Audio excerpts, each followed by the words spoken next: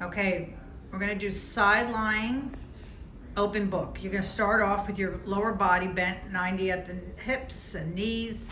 And to stabilize your lower body, you're gonna extend your arms and you're gonna take a deep belly breath in, and you're gonna lift your arm up with your eyes following your hand.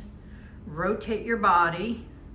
Exhale at the back part. Feel that stretch through your thoracic spine and your pectoral muscles, and then come back in. Take a deep breath in again. Open the chest, let the eyes follow so you start to integrate that whole movement. It's a great way to restore rotation. This is wonderful for people who golf, play tennis, to get that natural movement and functional pattern. Stay strong and be well. Thank you for choosing Brill Physical Therapy. You can do 3 on each side, it's great.